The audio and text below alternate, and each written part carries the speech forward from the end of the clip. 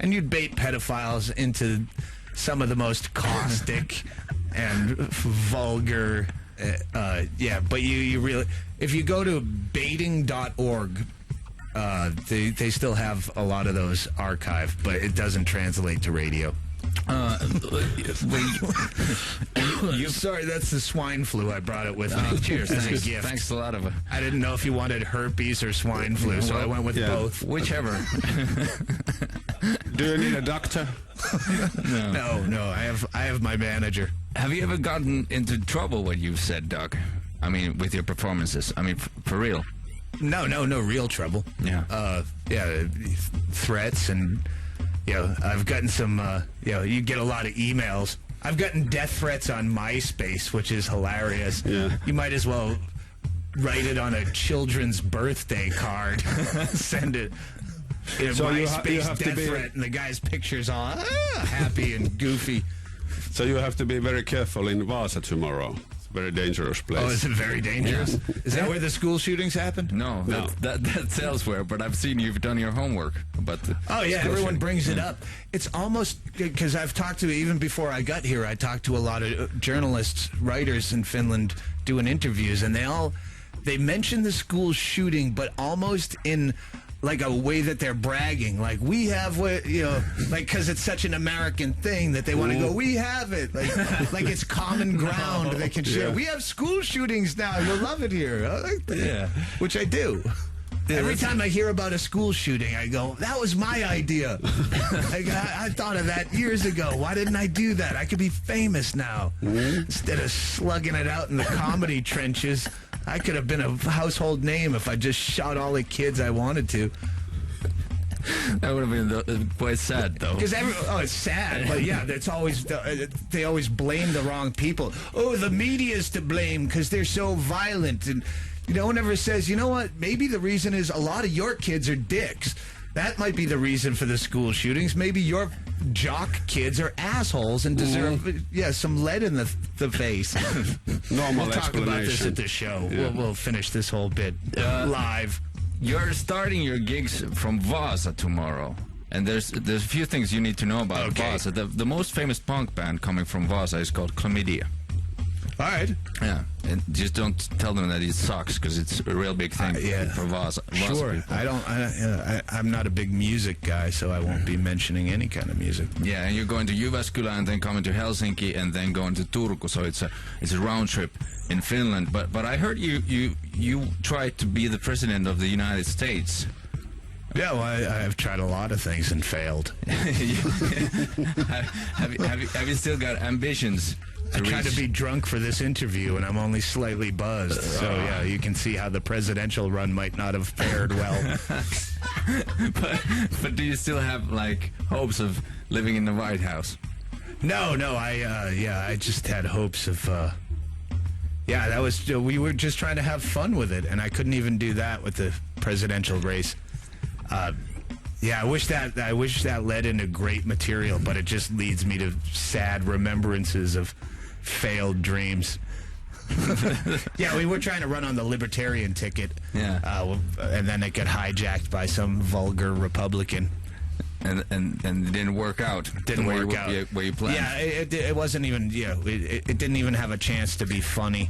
Well, here you are, Doc. You're in Finland doing your comedy for Finnish people, and most of them probably have seen your shows on YouTube. How does that affect your work?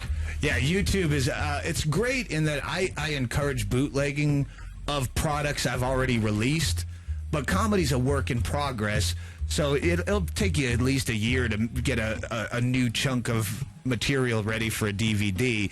And when you have every faggot with a cell phone camera releasing every single show you do on YouTube, it's almost like if you were a book writer and every page you crumple up and you go, that's not quite right, and have someone uncrumple that page and put it on the internet, you'd never fucking release another book, because you go, all right, people have seen a million shitty versions of this book.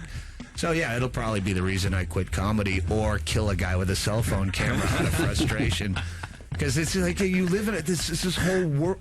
It's a whole generation of tourists that just walk around with a cell phone in front of their face, either texting or twittering or videotaping every single thing they do I'm going to videotape my whole life, and I'll watch it at the end. Could be the apocalypse. Yeah, you need Honey, get my cell phone camera. It's the end of the world. I want to put it on YouTube. I'm going to get a lot of hits. Yeah, you have to remember everything and film everything. Yeah, but you've been compared to a lot of great comedians, Bill Hicks, Richard Pryor, and so on. How does that make you feel? But yeah, it makes me feel like people don't really know comedy. Because if those two names you just mentioned, you couldn't find two polar opposite comedians than Richard Pryor and Bill Hicks.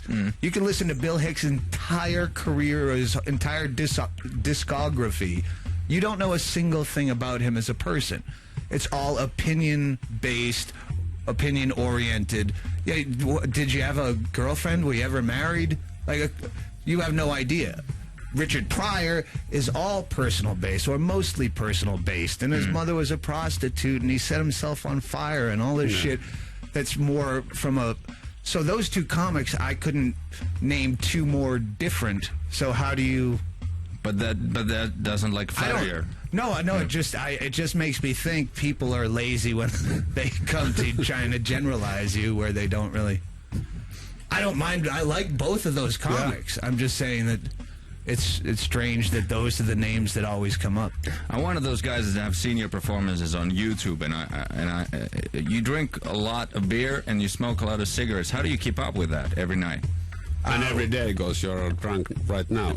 Well, because I don't have a show tonight. Yeah. That's the thing. If I'm doing a show, I don't start drinking till right before the show. Again, after 20 years, you get your timing down. Yeah. I know how much I can drink. That's why I drink beer on stage, because you know how much alcohol's in it. You drink hey, can I get a screwdriver? They might put 7 shots of vodka and a little bit of orange, and you're too fucked up to do a show.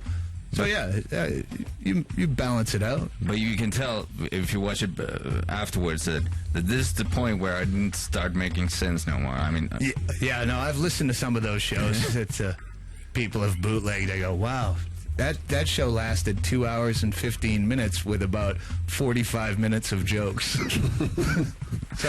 So you live and learn. So, Doug Stanhope, you're going to go to Vaasa and Jyväskylä and then Helsinki and Turku. And where do you go from Finland? And then we go to Amsterdam, Ireland, and home. Back to Ireland. Yeah. We'll finish up in Ireland. What did you left undone in Ireland? They seem to enjoy, my triumphant return after the fiasco with the Irish women are too ugly to rape, which Brian made into front page tabloid news the next day. And then we went back, and they couldn't wait for me to say it again. Turned it into my catchphrase. Ireland was 3 times the crowd was 3 times as big and clapping. And as soon as I brought up the Irish women being ugly, and then drove the point home even more, they were on their feet. Yeah. So maybe they like the abuse. You have to make it even better somehow. Yeah. The sentence. So, Doug, thank you for visiting here and have a nice time in Finland. I appreciate you having me, and thanks for the promotion.